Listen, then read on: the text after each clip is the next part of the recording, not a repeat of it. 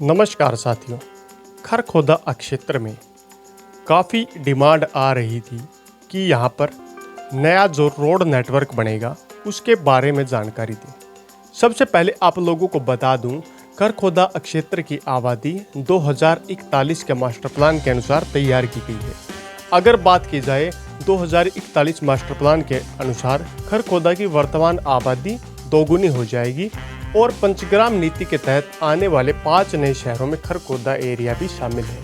तो इसकी डेवलपमेंट में किसी प्रकार का कोई संशय नहीं है। अगर बात करें खरखोदा मास्टर प्लान के अंदर नए जो रोड बनेंगे उन रोड्स की सबसे बड़ा और मुख्य रोड है खरखोदा को नया बाईपास। काफ़ी लोगों के मन में संशय था कि ये जो नया बाईपास है ये किस एरिया से जाएगा, साउथ से नॉर्थ की तरफ या फिर ईस्ट से वेस्ट की तरफ। तो इस बाईपास की बात करें तो ये खरखोदा के साउथ एरिया से ही स्टार्ट होगा। मतलब बात करें खरखोदा से रोहतक वाला जो रोड है वहाँ से स्टार्ट होगा। एनसीआर जो नहर है रोहतक वाले रोड पर उस एरिया से स्टार्ट होकर के और यह कई गाँव कई सेक्टर्स को क्रॉस करता हुआ कुंडली मानेसर पलवल एक्सप्रेसवे तक जाएगा। फिर एक्सप्रेसवे के साथ साथ में ये सोनीपत साइड के वाले एरिया में जाता हुआ और खरखोदा के गांव की बात करें तो आगे के जो गांव हैं जिन गांव में जहां पर थाना कला थाना खुर्द गांव के एरिया तक ये रोड जाएगा, फिर थाना खुर्द गांव की तरफ वापस खरखोदा की तरफ आ जाएगा। इस तरीके से एक एल आकार में इस नए बाईपास का निर्माण किया गया है। अगर वैसे देखें डॉक्यूमेंट तर्ज पर तो इसे 2 अलग अलग तरीके से बनाने का काम किया गया है। अब जान लेते हैं खरखोदा एरिया के रोड्स और हाईवेज की जानकारी। पहले पुराने कुछ रोड्स को जान लेते हैं, जिनमें सबसे पहले दिल्ली खरखोदा मार्ग। ये खरखोदा का सबसे व्यस्तम मार्गों में से एक है और सबसे ज़्यादा ट्रैफिक अगर बात करें कुंडली मानेसर पलवल एक्सप्रेसवे के बाद इसी पर देखी जा सकती है। यहाँ से दिल्ली से आने वाले सभी वाहन यहीं से आते हैं और आने वाले समय में खरखोदा में जो डेवलपमेंट होगी सबसे ज़्यादा योगदान इसी रोड का रहने वाला है, क्योंकि इसी रोड पर पीपली गांव और साथ में पीपली कॉलेज, आईएमटी खरखोदा का फेज़ 2 और दिल्ली से connectivity, Delhi Kharkhoda border connectivity और साथ में कुंडली मानेसर पलवल एक्सप्रेसवे और हरियाणा ऑर्बिटल रेल कॉरिडोर का नया जो प्रस्तावित स्टेशन होगा वो भी इसी एरिया के पास में देखने को मिलेगा। इसके साथ में यहाँ पर कई गांव जो इसी पर बिल्कुल इस दिल्ली खरखोदा रोड पर रहते हैं उन गांव को भी काफ़ी ज़्यादा फ़ायदा होगा और गांव के शहरीकरण में ये जो मार्ग है दिल्ली खरखोदा मार्ग सबसे ज़्यादा भूमिका देने का काम करने वाला है। इस रोड की बात करें तो सबसे ज़्यादा सेक्टर भी इसी रोड पर आएंगे और सबसे ज़्यादा कनेक्टिविटी भी इसी रोड की होने वाली है। अब जानते हैं दूसरा नंबर 2 पॉइंट, नेशनल हाईवे संख्या 334B जो कि झज्जर से उत्तर प्रदेश सीमा तक जाने वाला एक नेशनल हाईवे है, जिसका निर्माण कुछ समय पहले ही हुआ है। NH 334B रोहना गांव से डाइवर्ट करता है और खरखोदा को डाइवर्ट करता हुआ सोनीपत के रास्ते सोनीपत शहर को डाइवर्ट करके GT रोड को क्रॉस करता हुआ उत्तर प्रदेश सीमा तक चला जाता है। अगर इस हाईवे की बात करें तो यह शहर के अग्रणी भूमिका निभाने का काम करने वाला है। उत्तर प्रदेश, सोनीपत और अन्य एरिया से इसकी डायरेक्ट कनेक्टिविटी होने वाली है। अगर एक खास पॉइंट पर और ध्यान दें, हसनगढ़ गांव के नज़दीक दिल्ली जम्मू कटरा एक्सप्रेसवे से डायरेक्ट खरखोदा 2 तरीके से जुड़ जाएगा, जिसमें सबसे पहले NH 334B के माध्यम से दिल्ली जम्मू कटरा एक्सप्रेसवे को क्रॉस करते हुए दिल्ली, पठानकोट, जम्मू, कटरा जैसे शहरों से डायरेक्ट खरखोदा की कनेक्टिविटी हो जाएगी। दूसरा पॉइंट कुंडली मानेसर पलवल एक्सप्रेसवे से भी दिल्ली जम्मू कटरा एक्सप्रेसवे की कनेक्टिविटी है, उसी से खरखोदा की डायरेक्ट कनेक्टिविटी है। तो 2 तरीके से डायरेक्ट रूप से खरखोदा NH 334B और कुंडली मानेसर पलवल एक्सप्रेसवे के माध्यम से दिल्ली जम्मू कटरा एक्सप्रेसवे से सीधे तौर पर जुड़ जाएगा, जिससे काफ़ी ज़्यादा फायदा यहाँ के स्थानीय वासियों और रहने वाले या आसपास में रोजगार या बड़ी बड़ी कंपनियाँ चलाने वाले उद्योगपतियों को भी मिलने वाला है। अब बात करते हैं तीसरा, कुंडली मानेसर पलवल एक्सप्रेसवे। दिल्ली के चारों ओर की कनेक्टिविटी कुंडली मानेसर पलवल एक्सप्रेसवे के माध्यम से ही सफल हो पाई है और मारुति का प्लांट और बड़ी बड़ी जो फैक्ट्रियां खरखोदा क्षेत्र में काम कर रही हैं या बढ़ने वाली हैं उनके माध्यम से IMT से खरखोदा डायरेक्ट रूप से जुड़ा है। इसका भी काफ़ी ज़्यादा फायदा खरखोदा एरिया को मिलने वाला है। दिल्ली के किसी भी कोने या देश भर के किसी भी कोने दिल्ली मुंबई एक्सप्रेसवे केएमपी के माध्यम से कहीं पर भी गाड़ियां पहुंचाना, इस प्रकार का आसान काम यहाँ से काफ़ी फायदेमंद आने वाले समय में होने वाला है। अब बात करते हैं नंबर 4, खरखोदा रोहतक रोड। रोहतक से कनेक्टिविटी में खरखोदा रोड का भी काफ़ी अहम योगदान है। अगर बात करें खरखोदा रोहतक रोड की, खरखोदा रोहतक रोड, खरखोदा से रोहतक के रूट पर जब आप जाते हैं तो आपने देखा होगा, कई बार देखा होगा कि रोड थोड़ा ज़्यादा अच्छा रोड नहीं है, मतलब चौड़ाई में भी कम है, ट्रैफिक काफ़ी ज़्यादा बढ़ा हुआ है। आने वाले समय में इसकी भी नई अपडेट आपको समक्ष लेकर आएंगे। इस रोड से काफ़ी ज़्यादा फायदा मिलेगा। रोहतक, हिसार, भिवानी जैसे ज़िलों से काफ़ी अच्छी कनेक्टिविटी इस रोड के माध्यम से खरखोदा क्षेत्र को आने वाले समय में मिलने वाली है। आईएमटी रोहतक से आईएमटी खरखोदा की कनेक्टिविटी भी इसी रोड के माध्यम से मिलने वाली है।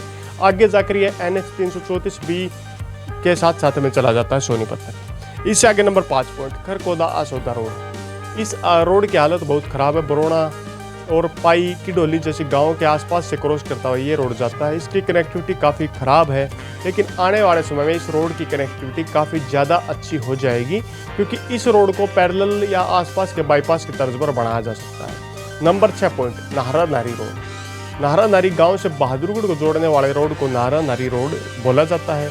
खरखोदा एरिया को जोड़ने में काफ़ी ज़्यादा योगदान इस रोड का भी है। दिल्ली की सीमा के साथ साथ में लगता रोड बहादुरगढ़ से खरखोदा तक आता है। कई बार इस रोड के माध्यम से आप सफ़र करेंगे तो आपके मोबाइल की जो रेंज है, लोकेशन है, वो कई बार दिल्ली भी शो कर देते, क्योंकि दिल्ली सीमा के बिल्कुल नज़दीक से क्रॉस करता हुआ ये रोड खरखोदा तक आता है। इस रोड को भी काफ़ी ज़्यादा फायदा आईएमटी के एरिया से मिलने वाला है, क्योंकि ये रोड आने वाले समय में आईएमटी के मध्य का रोड होगा। दोनों तरफ आईएमटी या फैक्ट्रियाँ आपको आने वाले समय में खरखोदा एरिया में देखने को मिलेंगी। अब बात करते हैं खरखोदा के नए बाईपास की। खरखोदा का नया बाईपास लगभग 22 किलोमीटर लंबा हो सकता है। यह रोहतक रोड से एनसीआर नहर से केएमपी तक जाएगा, वाया सेक्टर 11A और 11, जो कि चिनोली गांव से खरखोदा के मध्य के एरिया में बनाए जाएंगे। इन गांवों को क्रॉस करता हुआ रोहना रोड शिव मंदिर के पास से क्रॉस करता हुआ NH 334B, बरोना गांव में गुरुकुल के आसपास के एरिया से क्रॉस करता हुआ गोपालपुर गांव और बरोना के मध्य से कुंडली मानेसर पलवल एक्सप्रेसवे पर इसकी कनेक्टिविटी होगी। फिर यहीं से यह सोनीपत की तरफ, जहां पर कुंडली मानेसर पलवल एक्सप्रेसवे जाता है, उसके साथ साथ में आगे की तरफ जाएगा। इसके अपोजिट साइड में ऑर्बिट रेल कॉरिडोर का निर्माण कार्य होगा और ये क्रॉस करता हुआ आगे की तरफ चला जाएगा। और इस रोड से काफ़ी ज़्यादा फायदा खरखोदा को मिलेगा। ट्रैफिक जैम और खरखोदा में वाहनों को बाहर जाने में काफ़ी ज़्यादा योगदान ये देने वाला है। रोहतक रोड की कनेक्टिविटी कुंडली मानेसर पलवल तक भी करने में इसका काफ़ी ज़्यादा योगदान आने वाले समय में देखने को मिलेगा। और साथ साथ में नए जो सेक्टर डेवलप किए जाएंगे, सेक्टरों में बसने वाली जो आबादी है उसको भी काफ़ी ज़्यादा फायदा इस नए कॉरिडोर से मिलने वाला है। अब बात करते हैं नंबर 2, खरखोदा बाईपास की। अगर बात करें, इसे V4 नाम दिया गया है। 45 metre road green belt outer side, यह 45 मीटर का रोड रहेगा।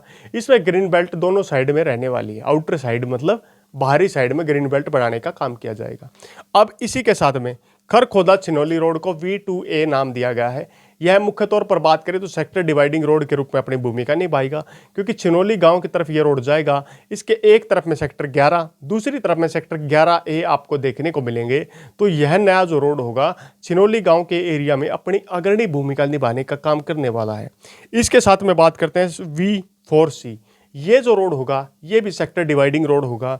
मुख्य रूप से खरखोदा से बात करें, गोपालपुर गांव या बरोना गांव के साइड में जो सेक्टर डेवलप होंगे, उन गांव के एरियाज में कनेक्टिविटी देने का काम करेगा।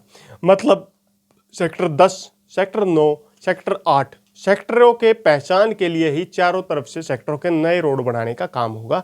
इन सभी रोड्स को सेक्टर डिवाइडिंग रोड बोला जाता है। सेक्टर डिवाइडिंग रोड की खासियत की बात करें, ये V4C, V2, V2A इस प्रकार के रोड होंगे। इन रोड से काफ़ी ज़्यादा फायदा मिलेगा और सेक्टरों की पहचान करने में काफ़ी अहम योगदान होगा। सेक्टरों के मध्य से जो मध्य सड़क जाती है उसकी चौड़ाई थोड़ी ज़्यादा होती है और सेक्टरों में दो तरीके से रोड डेवलप होंगे खरखोदा एरिया में।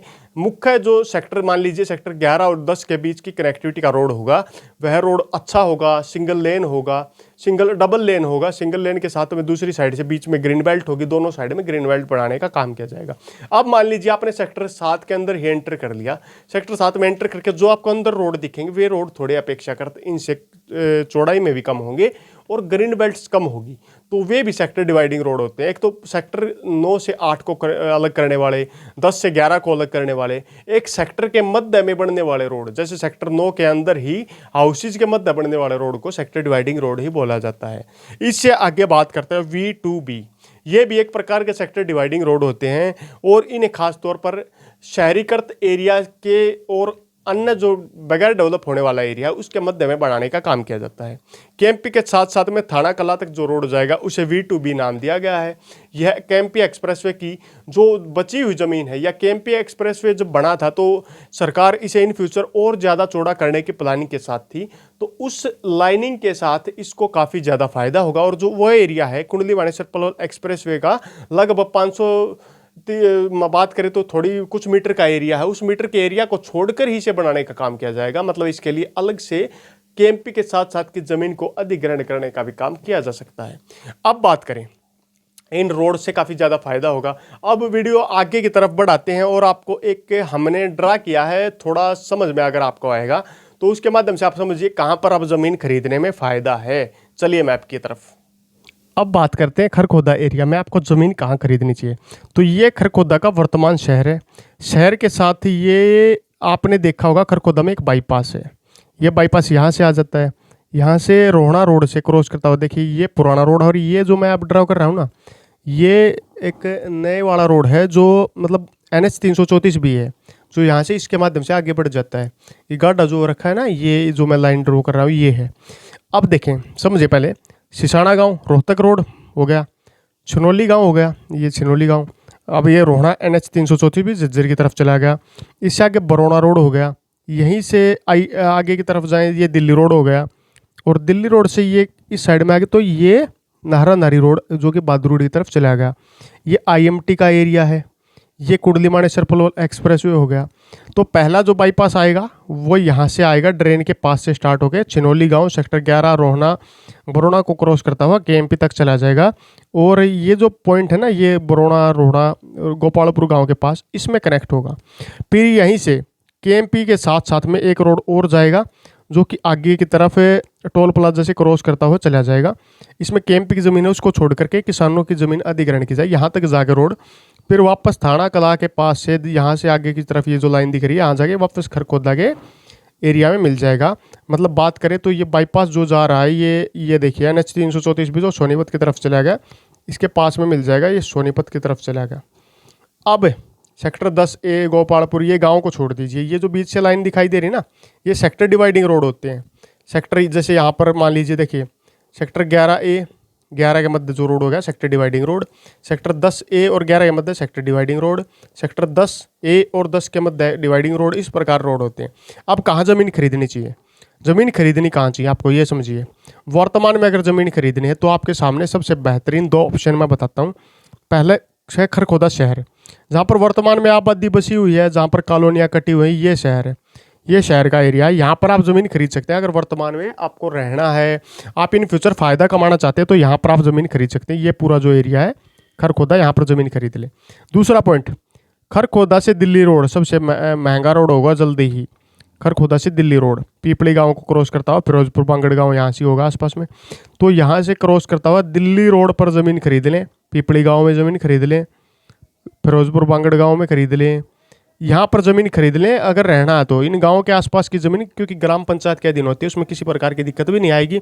और आपने अगर रेजिडेंशियल ज़मीन खरीद ली तो फ़ायदेमंद रहेगा। IMT से सटा हुआ एरिया, यहाँ पर एक गांव पड़ता है IMT रामपुर जैसा कुछ गांव है जो IMT के मध्य है।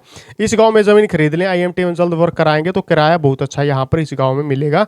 IMT मैप के माध्यम से आप देख सकते हैं कौन सा गाँव है, और इससे काफ़ी ज़्यादा फ़ायदा मिलने वाला है। सबसे महंगी ज़मीन वर्तमान में खरीदने अच्छी ज़मीन है खरखोदा में खरीद लें, पीपली गांव में खरीद लें, फिरोजपुर बांगड़ गांव में खरीद लें, फिर खरीद लें रामपुर गांव में। जो कि केएमपी, जहाँ पर आईएमटी, ये आईएमटी है, ये आईएमटी। मारुति का प्लांट बता दूँ कहाँ है? मारुति का प्लांट देखिए यहाँ पर है, कुछ ऐसे ऐसे, मतलब लगभग ये जो एरिया है ना मारुति का प्लांट यहाँ पर है, कुछ इसमें थोड़ा बहुत नहीं है। 900 एकड़ ज़मीन यहीं पर है। और यहाँ पर ये पीछे वाले गांव है, यहाँ पर बता रहे हैं गेट लगेगा। इन फ्यूचर उसकी इन्फॉर्मेशन आएगी तो बताएंगे आपको, उससे भी काफ़ी फ़ायदा इस साइड के गाँव को भी हो जाएगा। लेकिन वर्तमान में सबसे फ़ायदेमंद ये रहेगा लोगों के खरीदने के। अगर कृषि योग्य भूमि खरीदनी है, कृषि योग्य भूमि बरोड़ा गांव में खरीद लो, गोपालपुर गांव में खरीद लो, रोहना गांव में खरीद लो, यहाँ पर और भी गांव हैं जैसे खुरमपुर गांव है, खुरमपुर गांव में खरीद लो, इनमें काफ़ी ज़्यादा फायदा रहेगा। अब आता है और एरिया, थाना कला गाँव में भी खरीद सकते हैं, लेकिन यहाँ पर खांडा गाँव है, जैसे पीछे की साइड में चिनौली से यहाँ पर खांडा गाँव है, खांडा गाँव में भी ज़मीन खरीद सकते हैं। इसको इसमें भी काफ़ी फायदा है, क्योंकि सस्ती ज़मीन भी और की अपेक्षा करते और फायदेमंद रहेगी आने वाले टाइम में। पीछे मास्टर प्लान बिल्कुल कम है, मास्टर प्लान शुरू होता है चिनौली गांव के एरिया से, रोहना, बरोड़ा, गोपालपुर, पीपली, थाना कला, फिरोजपुर, बांगड़, और बात करें इन एरियाज़ में मास्टर प्लान स्टार्ट होगा। तो सबसे ज़्यादा फायदा ज़मीन अगर रहने की खरीदने खरखोदा, पीपली और फिरोजपुर, बांगड़, रामपुर गांव बेस्ट ऑप्शन है। अगर कृषि योग्य भूमि खरीदनी है, बरोड़ा, गोपालपुर, रोहना, छिनौली और थाना कला दूसरे नंबर के ऑप्शन है। और तीसरे नंबर का ऑप्शन बात करें तो खांडा गांव और खांडा गांव के आसपास के एरिया के गांव शामिल है।